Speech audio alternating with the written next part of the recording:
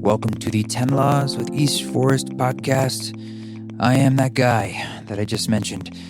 This week, I have a conversation with Michael Muller, and he is someone who is one of the co-founders and part of the band called Balmorhea. If you haven't checked out Balmorhea, and it looks kind of like Balmorhea, H-E-A, but Balmorhea, check it out. It's one of the bands that has been a big inspiration to me going back to the very beginning of East Forest. And I mentioned to Michael how their very first record, which is called River Arms, and you can find all their records, including that record, on Spotify, was a profound one for me. And Michael's got a solo album out right now, and that album is called Lower River. We talk actually a little bit about those parallels between that first Balmorhea album, River Arms, and this new solo project of his, which is probably more than 10 years later or more, Lower River. But it's a really beautiful, beautiful work. It's melodic, but dense, emotional, yet inventive, and it's out. So you can check it out if you want to dive into this kind of music that takes you into that inner space. And it's designed for, well, just that, cultivating an inner journey of sorts, but in the way that Michael wants to do it. So obviously it's interesting to me, and I thought it would be interesting to you. And I always like hearing about people's creative process and being able to talk to folks that inspire me. So check out that music wherever you listen to it, and he has a vinyl that you can buy too. We'll try and get those links out here in the show notes. But I'm going to China tomorrow, so I'm trying to get this out. As a matter of fact, when this comes out, I'll either be in the air or almost landing. So wish me well with the travel gods. I'm going to Shanghai for the At One Festival. I don't know much about it. So this is going to be a big adventure for me, and I can't wait to tell you all about it. You can check out like some pictures from the trip on Instagram and Facebook and social media, East Forest Music or East Forest. And we'll see. It's kind of a trippy thing to be going out there. I just need to remember to like do what I do and, not try to figure out what they need or want, but just be like, well, look, they hired me to do this, so it's important to remember to do what I do best and treat everyone like souls, even if it feels like a very foreign place to me. We're all still souls. So I'll let you know about that soon. As soon as I'm back, I'll give you a report. Maybe I'll be over there and I can record like a little episode where I could just give you my thoughts on what it's like to be on the other side of the globe out there in Shanghai. I will be in Australia in February, so all you Australia people that I've yet to meet, please help me spread the word, and I really am looking forward to this first trip. It's in February. You can see the dates at eastforest.org/tour. And other than that, man, I'm just cracking along on that music studio here in Boise. Got back up here and kind of based out of here for the winter with Rada. And I'm feeling good, feeling grateful. And we're continuing with the reworks for the Ram Dass album. And I'm helping out some artists on that. And we're just trying to get them all out so we can kind of stagger them out between now and the end of the year for you. In addition to a couple more music videos by David Altabelli, who did the home video. He's got 2 more, parts 2 and 3. So we're just really trying to help him and waiting for him to finish so we can get this all. It's kind of like completes the full picture, the sister projects to the record. But it's been an amazing ride, and I can't wait to close it out right at the end of the year. Hey, if you get a second, could you review this podcast? If you're on Apple Podcasts, you just scroll back to the shows and all the way down to the bottom there, and you'll see where you can click 5 stars, which is how it's so easy. Just do that. We're just crossed 100 ratings. Thank you so much, everybody, for doing that. And if you can write a written review, write a written review. We've got some good ones in there, and I love seeing them, and everybody else does too. Share the podcast on your social medias. Hey, if you want to just send me a whole bunch of money because you like this podcast and you like these free offerings, it's a gift to you, and you want to give back, go for it. info@eastforest.org. That is the PayPal address where no one has sent me money, but you could. You could. It's a legal thing you can do. That is also the email where you can send me questions and say hello and tell me about your dreams and all that kind of stuff. I get some wonderful emails from people. Seriously though, if you have a question or a person you'd like me to interview or be in conversation with or whatever, a subject matter or meditation you'd like, that's the email, info@eastforest.org. Apologies if I don't get back to all of you, but I always do my best to do just that. Okay, let's get into this conversation with the great Michael Muller.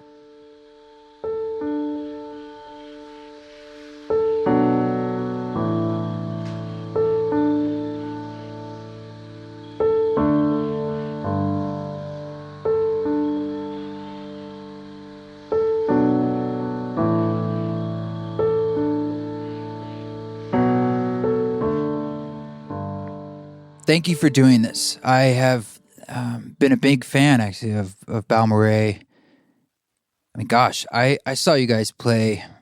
I'm not sure on the year, but it was it was in a church in Union Square of New York City. Oh, no way. You were there. Yeah, it was for River Arms. And I remember my buddy Mark, he used to work in the music industry. I used to live in New York City, and he was like my guy who would take me to shows. You know, he'd always be like, he just always seemed to know about stuff. And he's always introducing me to stuff. And so I remember he suggested this show. And I remember going to the church. And you mind if I tell you this little story about how I got introduced to your work? And we were sitting in one of the pews, and you guys played your show, and I was enjoying it. And I remember my buddy Mark was like, talking, or I don't know, he said something and some guy like shushed him in front of us, and he told the guy, like, hey man, it's a rock concert. He's like, this is rock and roll. And he's like, oh, okay. And he bought your album, a CD, or River Arms, afterwards. And this is, back in the CD time. And I remember we hope it doesn't upset you, but we like ripped it. We like split the cost. He bought it, and then I got a copy of it digitally. And that album became one of my favorite albums, and still is one of my favorite albums. There's something really special about that record to me. And actually, I remember I discovered, I took Mark because I heard you on Second Stage. Remember that? NPR's little thing. Robin Hilton had a podcast called Second Stage. Yes. Yeah, I didn't remember the name of the show, but I remember that host. Yeah. And they featured you guys, and I remember you used field recordings. And in my music at the time, I was just starting my East Forest project. I was also exploring a lot of field recordings, and so I remember that was sort of my doorway in. Now I'm remembering. That is a funny thing. That actually I just looked up the archive. That show was February 29th, so a leap year day in 2008. 2008. Yep. Yeah. And that church was right by just north of Gramercy Park, on the corner of Lexington and 18th, I think, something like that. Yeah, it was near Union Square for sure. Yeah, I totally remember it. I remember what it looked like, and that was the first show we ever played in New York, actually. Yeah, you and I remember talking to you briefly afterwards. Oh, really? That's funny. Kind of discussing, like, we're just kind of getting going with this, and anyway, you guys kept going, and I kept tracking your work and enjoying it. And I saw you one other time in Portland, Oregon. I moved to Portland, and I saw you at Doug Fir. You guys had a fantastic show. Yeah, you had a band, you had a drummer, you had expanded. That was probably not too long ago. I don't know, 4 years, 5 years ago, something like that. That's great. Yeah, we love Doug Fir. It's a great place. I love playing there. So good on you. Thank you for being an inspiration and doing what you guys have been doing. I'm so glad that you kept up this long. Yeah. I'm glad I have as well. Exactly. We've both been doing it a while. And that group, where I just was curious if I could just get a little more background on Balmorhea, and I'd love to get into this new work that you're putting out, which I listened to and I really enjoyed. Oh, good. The group Balmorhea has been described, it has some like contemporary classical edges, and I think one of your colleagues there in the group, I don't know his name, mentioned like some influences of some sort of experimental classical work like John Cage and so forth. Mm-hmm. But what else? I mean, did you guys have sort of an intentionality when you were making that first record about like the parameters you wanted to work in? Because you've sort of stuck with that. And like it is largely instrumental, there's some vocalizations at times, but is that sort of like the colors you wanted to paint with and still do? And is there a reason why? Hmm. It was never really an intentional thought when we first started. I had some just very crude guitar demos I'd recorded near the end of my time in university, and Rob, who's the other co-founder with myself, Right. he has a background in piano, and he had some songs he'd been working on as well. And when we met and became friends and realized we had this musical bond, I was like, well, I have some songs I'm working on. Like, what if I bring my guitar over and you can figure out a piano part and vice versa? And so that's sort of how we just started kind of working together. And then before we knew it, we had like 12 or 13 songs, and a friend asked us to play a show, and we were sitting at the springs in Balmorhea, Texas, playing guitars and just swimming whenever we got the text asking to play the show. And we're like, oh, wow, this is, I guess, a real thing now. What should we call ourselves? And so we called the name of the band Where We Were Sitting. I don't know. I don't know. It just seemed to fit. And, most people don't know how to pronounce it correctly, which you Right. do, which you did. Well, I've been to that town. I yeah. drove by there on my way to South by, and I had a burger there or something. And I remember thinking like, oh, this has got to be the town.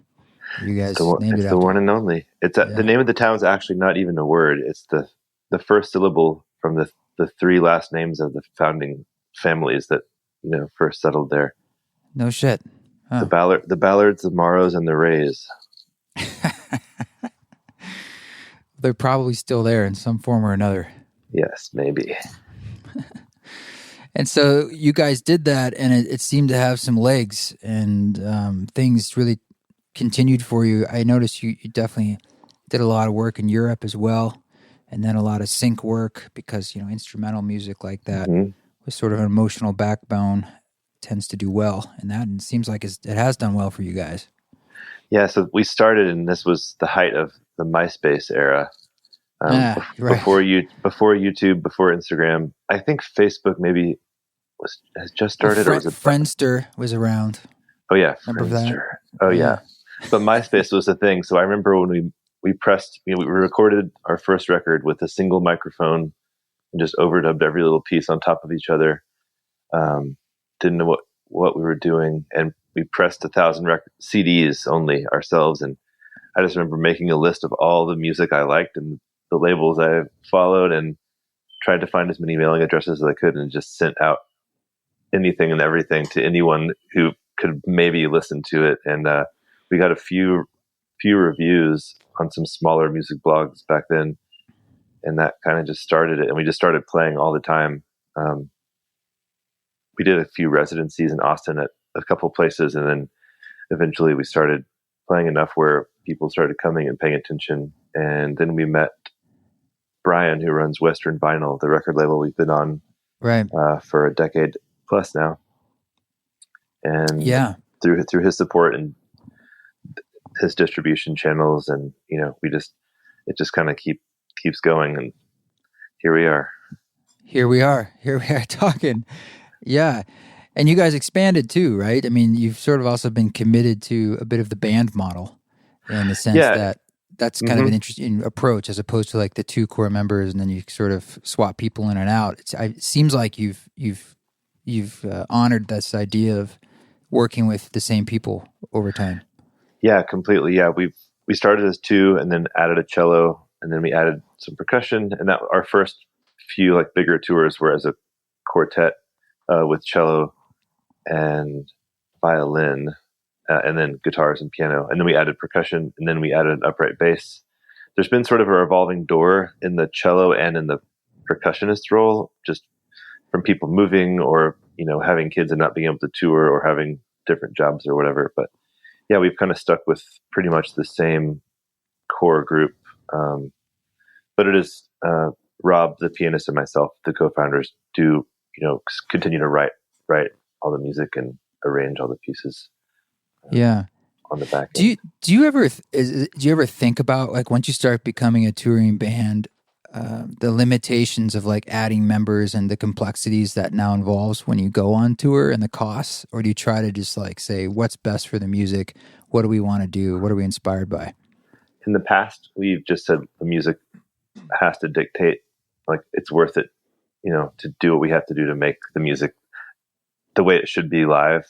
So we've just kind of not had any parameters in terms of limits when we're writing or recording of the material for the album, in terms of how it will play out in the live setting. The past album, which came out in 2017, entitled Clear Language, was kind of a wider palette. So it took a lot more preparation and resources to make that happen live. And I think in the next release we have, there will be some limitations put in place just to make it a little easier from a production standpoint, and also from a financial standpoint when we go on the road. Sure. Well, are you guys, I know the landscape of music obviously has changed so much since we were talking about that first show in 2008. And are you guys like kind of, or even yourself just doing your solo work, have you thought about like different ways of releasing music or timelines? Some people are sort of abandoning the album. It's something that I still personally really value. And I like kind of making a collection of songs that talk together and represent a moment in time.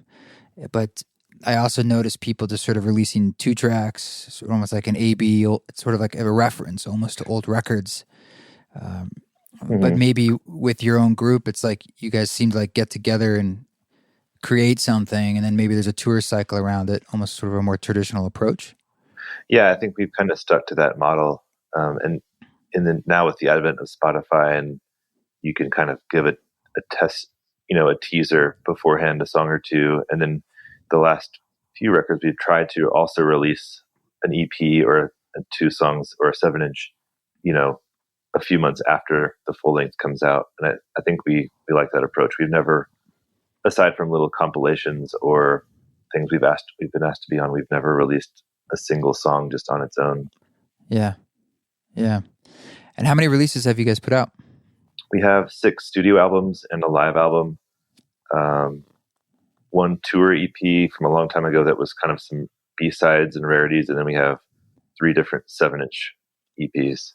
And we have a full-length reworks, and then each of those EPs have several reworks as the digital B-sides. So I was mentioning that my doorway into your world was through the first album, River Arms, and your new solo work is called Lower River, correct? Yes. So it's kind of for a second there when I was writing it down, I was like, wait a minute, am I getting that right? And I was like, oh, it is quite similar. No connection or relation in any way. Well, tell me about that title before we get into it. Like, where did that come from? The title Lower River. My wife and I had been interested in meditation and researching kind of deeper places of consciousness. And we're both huge David Lynch fans. And actually our very first kiss was watching Twin Peaks. When the new Twin Peaks season came out, I guess that was like, whatever that was, a year ago or 2 years ago now. Yeah. I got back into that world and started watching interviews and, different speaking engagements from David Lynch.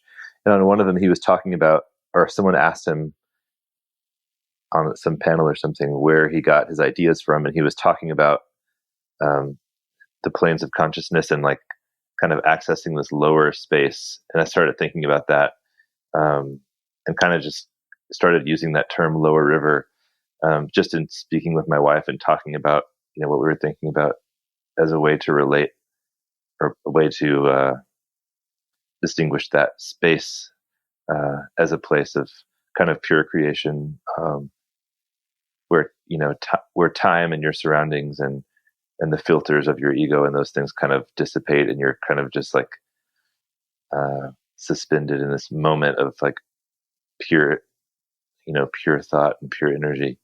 And so I called the album that, the collection of the songs that, because when I was making my solo music, all of the songs stemmed from being in that space and just experimenting with tones and textures. And it was kind of from that headspace and from that the exercise of trying to access that space that all the music kind of came about. So I kind of thought that was a fitting concept to kind of overarch over the album. Totally. Yeah. It's when, it's interesting about the way you're describing or Lynch just saying these sort of lower realms, because, the average, I don't know, New Age thought would be the higher realms, right? Uh-huh. And it's kind of cool when I think about the lower part of a river. That's the part that's about to reach probably like an ocean or a larger waterway.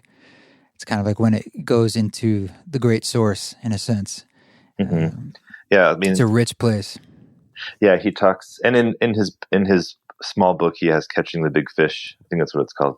Mm-hmm. He talks about the surface of the water being like, that's the kind of the easiest place to access, and that you can see the easiest. But the deeper you go into the body of water, like the stronger the current is, and the colder it is, and like the more like power there is, kind of technically, physically, and metaphorically.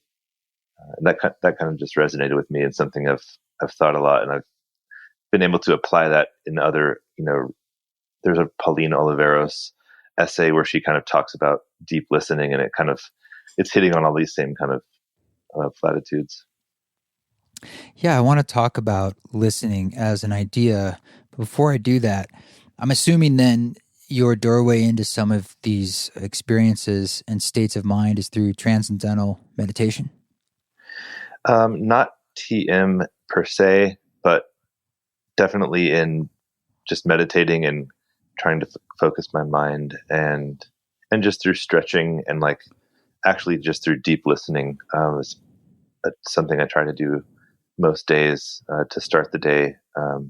Either if it's just laying on my back and listening to a specific piece of music, that's a helpful way to kind of enter into that mind space. Right. Yeah, it's something that I talk about. I've been doing a concert series that's sort of, I call it, it's a ceremony concert. So it's a mixture of concert and sort of ritual and ceremony. And what I'm sort of asking people to do is nothing more than to listen, but I call it active listening. Maybe that's another way of saying deep listening. And it's really just sort of putting your attention more in tune with, as opposed to that sort of passive listening, kind of our standard state.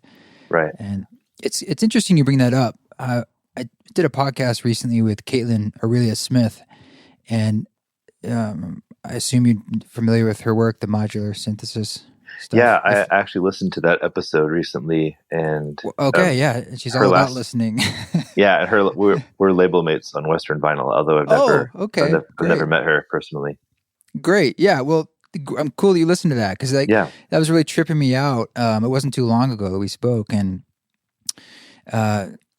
I've been thinking a lot about it, like that conversation I had with her, and how it's sort of like that's a really powerful main gateway for her in life, right? And she had that interesting process about how she's sort of using it and sort of asking it questions and seeing where it takes her. And it's something I've been chewing on for a while, just sort of like trying to understand it and play with it myself. So I find that really cool that for yourself too, you use that word. I saw that in the sort of the press about this record you had. Mm-hmm. And how did that inform the creation of the music? I hear you saying it's sort of part of your daily practice in a way, or you like, a form of meditation. Yeah, and I think I kind of tried to access that same frame when I would sit down with a synthesizer or a guitar or whatever, just trying to experiment with texture. We had a little bit of a break, a little hiatus with Balmorhea, so I had some time on my hands to kind of. We've been touring and recording so much over the past 10 years. This is the first time we had like a solid 2 years with not much going on. So I really kind of dug into that, which I previously never had time for. Was that intentional 2 years, or like you guys decided? Not really. It's just kind of slowed down naturally for a moment. And so my bandmate Rob made a solo record, and I was working on some solo music as well. And we kind of we had some times as bookends to,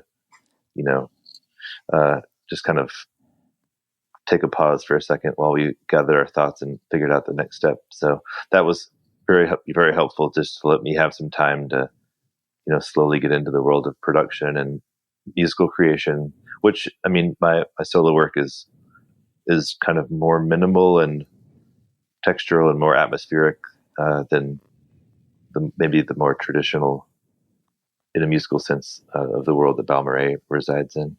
Bit more acoustic. Yeah. Mm-hmm. Yeah. Yeah. And so tell me about the process of making it. Cause I'm personally really interested in these ideas about, you said toning, listening, creating textures. Like, Mm-hmm. you know, I like to get into sometimes the tech side of this too. I mean, tell me a bit about what that creative process looked like for you, because I just want to add that sometimes when I think about like listening and then responding or creating that space to do music from, I am sometimes get into a place where it's almost too self-conscious. You know, it's like if I set the stage in a way where I'm almost like thinking too hard about it, I'm like, okay, now I'm going to like do this and listen for this, and then I'm going to respond. I almost feel like the way I can get out of my own way is to not think about it and Right. just start Yeah. making noise and just, just doing it, just doing stuff, making stuff. And then I'm actually not thinking about this is important or I need to, Right. I think that's the key to get to the space where you're so immersed and so in it that you kind of lose track of that filter. Yeah, that active mind part is, right. Yeah. So once that dissipates, that I feel like that's when the true, like the more pure form of what you have inside of you can come out. But I think, yeah. So like I said, I started experimenting with textures, and like I got a couple of synths and would kind of just play around until I found a sound that I really liked, and I would kind of explore. I always have kind of little melodies or things I hum into my phone just on the spur of the moment when I'm driving or walking or traveling. And so I had a lot of those collected, and I kind of made a big list and went through them all and deleted all the ones that were either too similar to something else that that already exists, or that kind of weren't that interesting to me. And I would work on one piece a day and kind of think, I would kind of just hum it in my head throughout the day and try to figure out what kind of voice would best portray what was kind of hearing in my head. And sometimes that was guitar, sometimes it was a stringed instrument, cello or violin or bass, or sometimes it was more just like a texture or like a sound that I was kind of trying to emulate. And a big part of what I love about minimal compositions and experimental music is there's this great symbiosis between organic human-made acoustic sounds and then also this with new technology, this kind of digital assistance that you can make things exactly sort of how you intend. And I do love field recordings. I've always been a proprietor of employing those into whatever music I'm working on. So I took some intentional trips. One that was kind of on the Pacific coast, and then my wife and I were traveling in Italy and France, and I brought a little synth and my little interface and Pro Tools on my laptop and a couple of mics, and kind of collected stuff and worked on little ideas for these songs throughout all those travels. So some of these songs were actually recorded into Pro Tools all along the Pacific coast or in northern Italy throughout 2018. And then I came back home and kind of did the finishing touches and added a few more pieces, and then added all the strings, cello and upright bass, and had a few other instruments added as well to kind of finish the process. Sure. And what synths were you using? I used a Juno 60 for kind of more like the bedrock of some of the pads, kind of a lot of the noise, the noise filter on that. It's really nice. And then I used this strange little cheap Yamaha Japanese.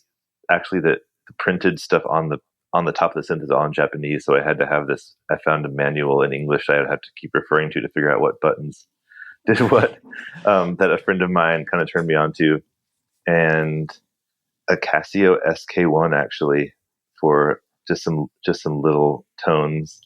And I use a Roland RE201 Space Echo uh, sort of as a DI box here and there, and then uh, that's kind of it for like the soft synth stuff. And then some of the stuff was a lot of it was manipulated. Some piano recordings that I'd manipulated and kind of edited to suit the mood of each piece. Right. And the Space Echo, is that one of the like originals with the tape in it? Yes.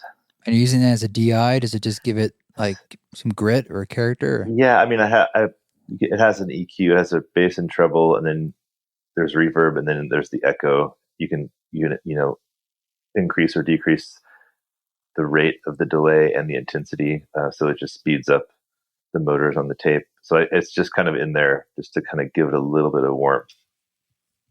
I've never thought of using that as a DI. I thought, an effects send, but it's cool. Yeah, for all intents and purposes, just to kind of pass it through that to kind of give it a little bit more. Yeah, right. Gotcha. Yeah.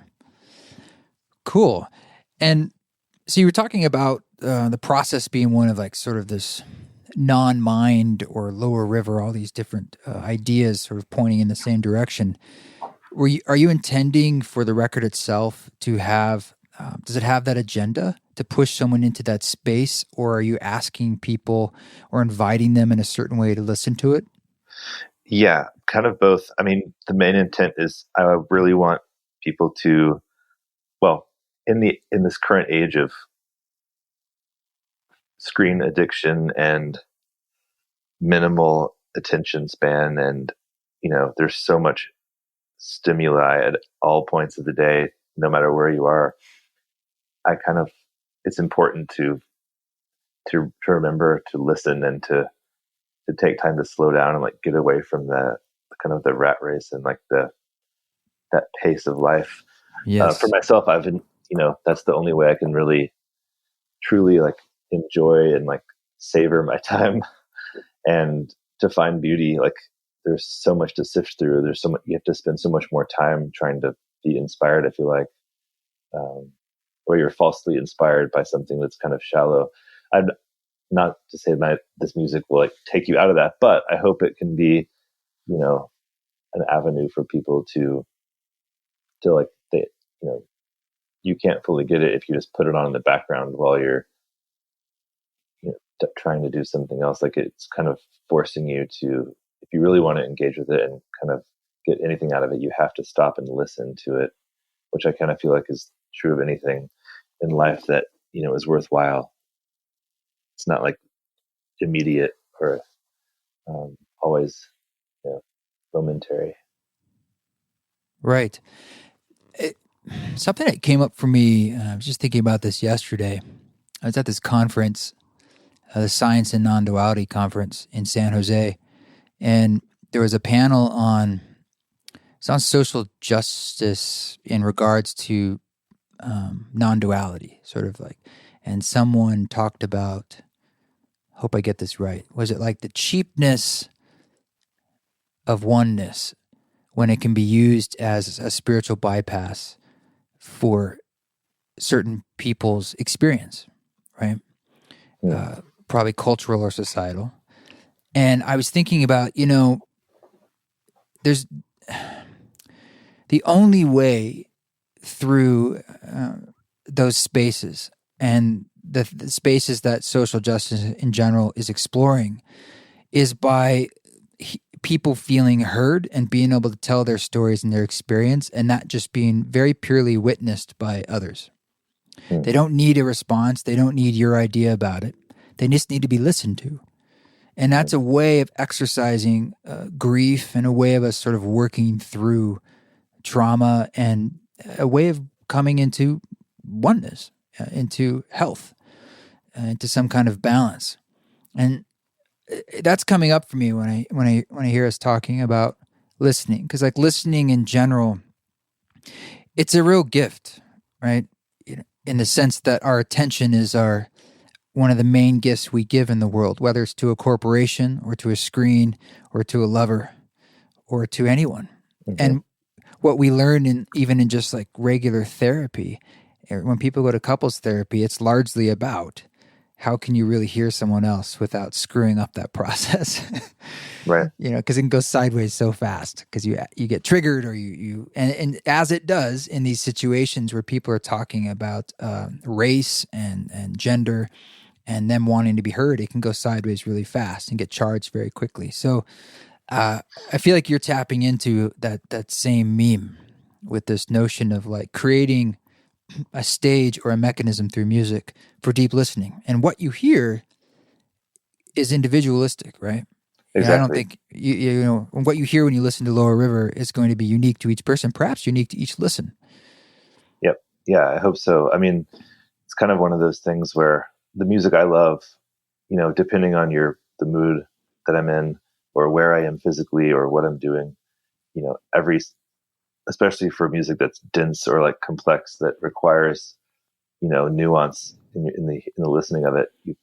I love finding new things. I'm like, oh, I never noticed that. Or if like when you try to listen to one voice within a composition, you know, when you try to pull out an individual voice, you start noticing other things along those lines, and that's something that I really enjoy in music, and all art forms, frankly. But that's something I was trying to do myself. Like the music is very simple, but there's a lot of depth tonally and texturally to explore once you have the space and the quietude to fully take it in, I think.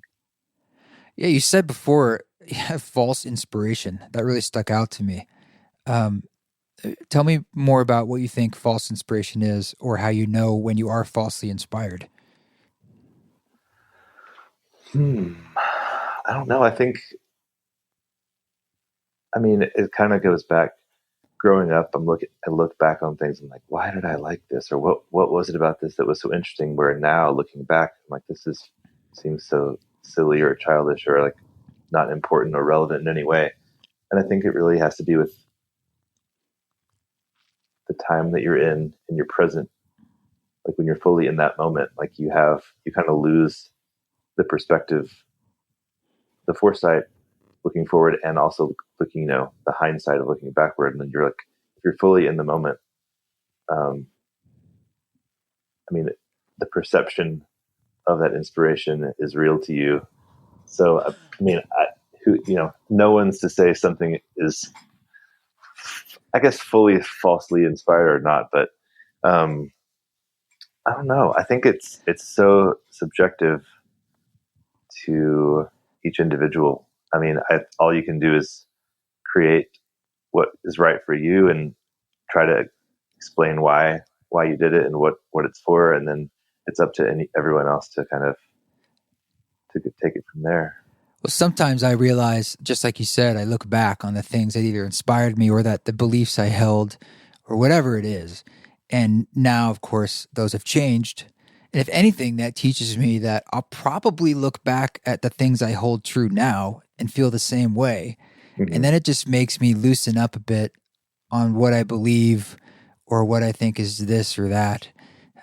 It's all malleable, right? It's all a matter of this sort of egoic perception anyway. And if either way, if it's touching some part of you inside, that's a valid experience. That felt experience is true, Right. right? And it's meaningful in that moment, whatever judgment we may bring to it at another time. Mm-hmm. I agree. Yeah. Yeah. Has any of this work that you're creating now or in the past been informed by any psychedelic experiences for you? Or is it more just sort of like what's your doorway been into these quote unquote lower realms? Yeah. Never in a way of via substance, but in a way of, I don't know how to explain it. Just like I've always been inspired more wholly by sound and by music than anything else. Um, Second would be like being in nature and like experiencing the grandeur and beauty of the massiveness of nature. But um, for my own self, the way I can feel moved or inspired or frankly just feel alive from a certain progression of chords or like this certain harmony, like I don't, it's something that you can't really explain. Or Right. I mean, there is a science to it technically that, of the airwaves moving and the interlocking of the of the notes and this and that. And I'm sure there's, I have no formal music training, but there was a No musical training. no, I mean, I took guitar lessons, throughout my adolescence, but, You mind if we take a quick sidetrack here? I mean, so sure. when you grew up, you didn't study any music with any lessons, or was there like music in your household, or did this just are you a Yeah, black sheep in the family? not the black sheep. Not really. But I mean, my dad played guitar, played like folk guitar, like on a nylon classical guitar. And every night when I was a kid, he would play my brother and I songs. And so I kind of grew up being sung to and played guitar to from my father. And he kind of taught me the basic, chords in the first position on the guitar.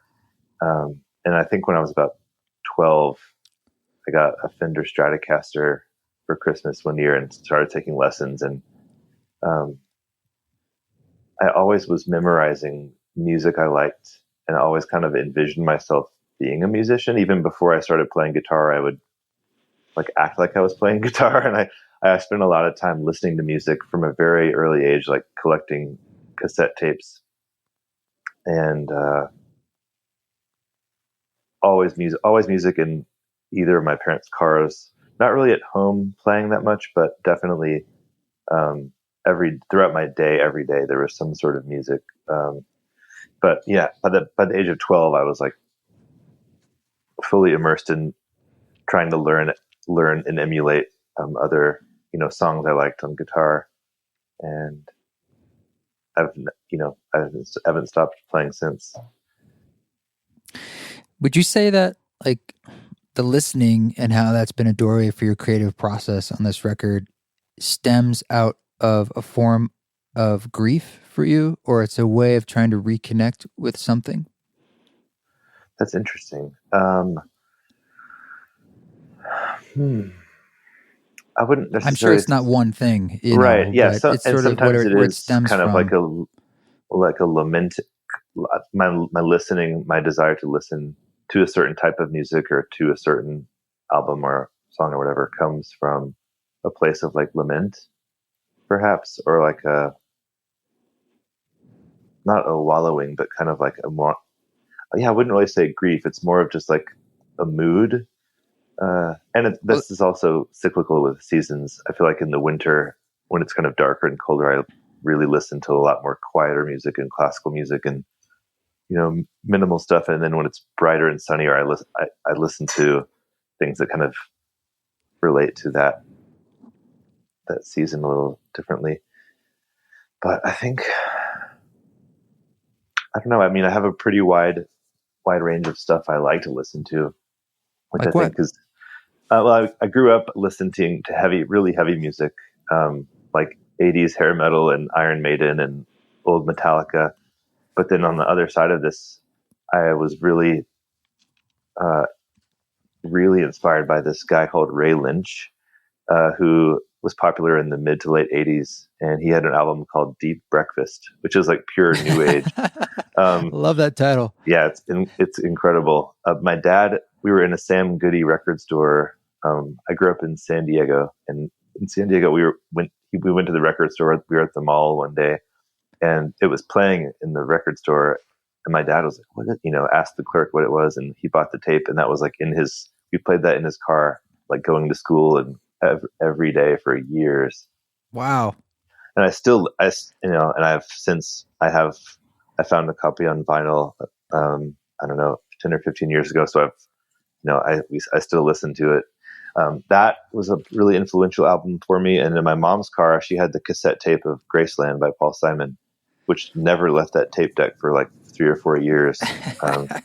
So, I mean, I don't know. So it goes from like, Metallica, Master of Puppets to this new age album, Deep Breakfast, to like Paul Simon. And then, growing up listening, like being in the grunge era of like Nirvana and Soundgarden and those things. And then moving into like Fugazi and getting into like older punk like Bad Brains and Misfits and Minor Threat. But the really important album to me that I feel like kind of broke open my musical mind in a sense of thinking about music and myself creating it and like what was possible was, I think it was it was 1996. when I first heard it, but the first album from Tortoise, the band from Oh, Chicago, yeah. their first album, the self-titled album, which I believe came out in '94. Um, I was I was visiting a friend. We had moved to Texas, and I went back to San Diego to visit my best childhood friend, and he had just gotten that album and put it on. And at first, I was like, "This is such weird music," and then I I got really into it. And when I came back to Texas, I bought a copy, and that never left my turntable for like a year. I would just flip it over and over and over every night. I would be doing my homework and just listening to that album, and that kind of got me into like the instrumental, sort of rock based instrumentation. Right. Um, and then from there, it's kind of just all over the place. But really, from when we started Balmorhea in 2006, um, the music that was going on at that time, Type Records, was big at the moment. And so all of those bands, and just from touring and meeting other people, and I don't know, there's just so much, there's so many avenues in music you can be inspired from. Um, I don't know. I like having a lot of different sources to, especially now with Spotify and Tidal and these things, it's so easy to, It's amazing. Yeah, you can hear all sorts of stuff. just based on what the exact thing you're feeling, you can just, tap your screen a few times and it's playing into your ears. Yeah. I know, man. I mean, it was only not too long ago. I just saw this video that was kind of old, and it was talking about like they're using music for people who have dementia, who are kind of completely nonverbal, and then they play their favorite music and they come to life.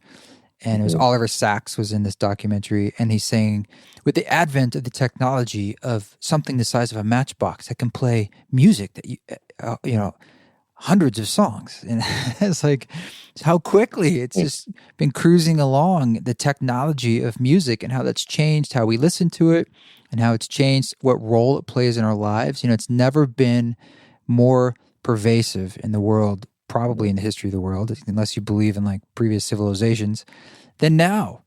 And I would only think it's going to continue to integrate more deeply into our life in ways we haven't quite even thought about, Right. Seamlessly. And Some sort of implant or something. God knows, man. But I mean, I do thought experiments to think about this, and none of them are great. But I'm thinking what might happen. I've worked with a few startups that are trying to do AI based music. They're all terrible right now, but we also just like supposedly got into quantum supremacy with Google, and they're making computers that can do in 200 seconds what it takes another computer to do in 10,000 years. It's like, God knows what we can do. And I would imagine like the idea of a playlist would become personalized to the level of like your Spotify is like your own AI, and it will make you whatever music you want in the moment on the fly infinitely. Yeah, Now, that seems plausible. Yeah. maybe. But what I also believe, and I've seen this evidenced in my own work, and I know you've seen this too, there is a hunger for the genuine and the authentic, and you see that like in the live performance. There's an increased yin-yang type effect. With more technology, there's more of a desire for like that personal, real experience, like human to human, because it's necessary, I think, to feel alive, and that's not going to go away. So it's not like we can just have computers doing our art. I don't believe that can be true, because something about the experience and connection, whether music is making you feel more connected to yourself or connected to others through groups, that's going to increase as a need, I believe. Yeah, I still think there's nothing that can replace the human in musical creation, the human touch of the human's breath, or like the texture of human's hands on a strings, like. Yes. And The then human also, voice really is what right, is kind of the original thing that almost can never probably be fully replicated. sure, or like the human's breath going through a tube, and then cutting off, making the pitch shorter or longer based on where your fingers are covering a hole. Like the sound of that can't be replicated by. I mean, sort of in some ways it can be, but not fully. And just the tactile like viscera of seeing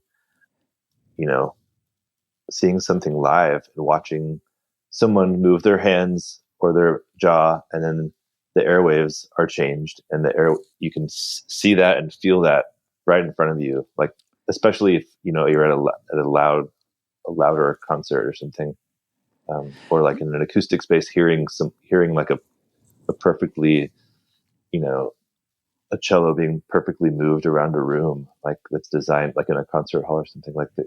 There's nothing that can kind of replace that. I agree. And I also think there's something that we haven't been able to quantify. There's like that missing je ne sais quoi. There's an energy transference between a person and a person. There's Oh something yeah, there that's more than the sum of its parts of just tones and ratios and so forth. sure. Especially when, if like at a show, like if you go to YouTube and like watch old Fugazi shows where like the crowd is like on the stage and singing all the words, and like there is something to that you can't really replicate otherwise. I saw Fugazi play in Poughkeepsie, New York, and it was like, Ah, I mean, they weren't at their height. It was probably, at that point, let me think, maybe 1998, 97, something like that. I don't know, but it's incredible. I'm glad someone dragged me there so I could Oh, check that's that great. out. I've never seen them. I wish I could. I keep crossing my fingers for some sort of reunion or something. Could happen. We'll see. So are you doing music full time? Yeah, as at this moment, yes. I do photography too, kind of editorial and some landscapes and some interiors. I did that, music and photography half and half between like 2006 and maybe 2015, 16. And around 2015, I co-managed the band with Rob, my partner in Balmorhea. So between that and starting my own solo project, like that's kind of all there's time for. Right. Yeah, I know how And, that goes. yeah, and thankfully we, like you mentioned in the beginning, we have done some sync work. For those who don't know, sync is when you get a song placed in a TV show or a film or an ad. So that's been a large part of our being able to stay active this long, is by having those little placements. Sometimes there's a better one, and sometimes there's not. But the general projection is going forward, and so we're trying to do that more and more. Yeah, scoring. Do you guys do any scoring? Yeah, we did. We scored a French feature film last fall. I don't think it ever came out in the U.S., but it was in France, Spain, Italy, and Switzerland, I believe, theatrically. We've done one other feature film in 2010 that actually won Best Narrative Direction at the Tribeca Film Fest, called Dog Pound, which I was really proud of the music. That was like a full feature score. Pretty intense subject matter about these teenagers that get sent to like this high security detention center in rural Canada, for like kind of like a juvenile hall, but a juvenile detention center, but about all the ongoings and political things going on in there. It's pretty intense. Okay. Not for the faint of heart. We've done a few documentaries and short films, and we did a video game once that was like a children's video game in England. And Who's I don't know. repping you for the publishing stuff or the sync stuff? Our publishing team is based in London. It's called Manners McDade, and we've been with them for a few years now, and we just re-signed. They've been great. And then everything else from the master side, from the recording side, is through our label, Western Vinyl, and we've worked with a couple other people that help pitch us for to TV studios or movies and things like that. But you've never gone the management route besides doing it yourselves. That's an interesting approach. Not for lack of trying. Like, we've always wanted help and always tried to. There's been a few times where we've had actual contracts, but nothing's ever. Yeah. Nothing's ever been quite exactly right, or wasn't the right time, or didn't feel exactly right. So, yeah, I mean, it's kind of nice being on the inside track of the dealings of everything, from the tours to the record to the design of the little logistical things. We've kind of gotten used to dealing with all that and being being so close to it, I don't know. It would be pretty hard to let someone else just take over. It would be nice to not have to answer emails, a few every day, but kind of used to it now. Yeah. And as you guys are moving forward with the band, I asked you at the beginning about sort of like creative, intentional constraints, maybe, instruments or the sound. You've had that consistency, but are you going to kind of hold to that? Or would you say, hey, let's do a record with a vocalist, or let's do such and such, or I don't know, just kind of follow where your interests are going? Or do you feel like you've created a fan base and you want to stay within a certain world? I think that we, like you said, we have created kind of a sound world that we exist within. And I think with each album, there's kind of this bedrock that kind of sounds the same. There's been some liberties where we take a different direction, but there's still at the same time this kind of overarching similarity and congruency between, from album to album. And there's times where we've kind of pared it back. Our album Constellations is like a lot more quiet and more classically arranged, and then our album in 2012 Stranger is much more like percussive and rock influenced, I guess you could say. There's like some like distorted elements jams, and it's kind of more a little more upbeat and a little more complex. And then the new stuff we're working on now is kind of back the other way, where it's more classical and we're adding some woodwinds and brass, and it's kind of, but it still kind of retains the same, underlying feeling somehow. I think that's important, that we don't want to, it has to make sense and fit in the world. We wouldn't do something completely different ever, I don't think. Yeah. Well, I look forward to it. And when does Lower River come out? Is it out now? It's not, right? Lower River came out 2 days ago, Friday. 2 days ago? Oh, congratulations. Yeah, so that's out on all platforms, and it's just under my own name with my middle initial, Michael A. Muller, Muller. So wonderful. You can get away and put some nice headphones on and lay on the ground, or float in the ocean and listen to it. Yeah, man. Take it into a float tank. Yeah. Yeah, there you go. Deprivation. Yep. Cool. And any other ways, best ways for people to connect with you? Would you prefer just to find the music on the platforms? Or what if they want some vinyl or anything like that?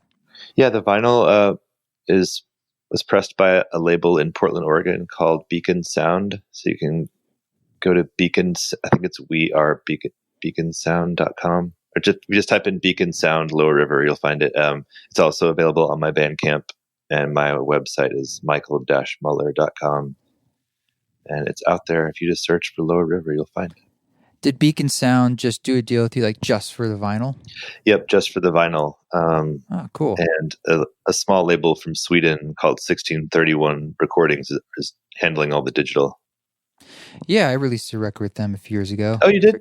Yeah, cool. David, right? Yeah, David. Yep. Yeah. He's an old friend and kind of kept in touch over the years.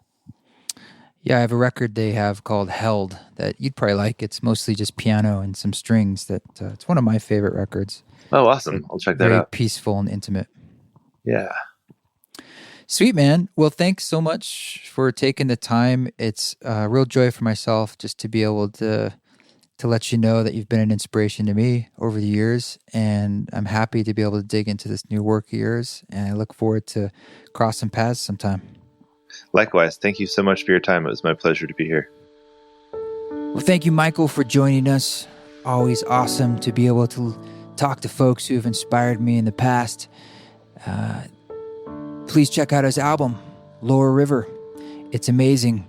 And check out all of Balmorhea's catalog, particularly River Arms, that first record. But they have so many. They've been around a long time. They've kind of been doing what they've been doing a little longer than me, so they have a lot of releases too. And they put on a great live show if you ever get a chance to see them. This music that you're hearing in the background, it is called Limitations. It's an older East Forest track. You guys keep walking your walk. Don't take any shit, but if you do, please do it with grace.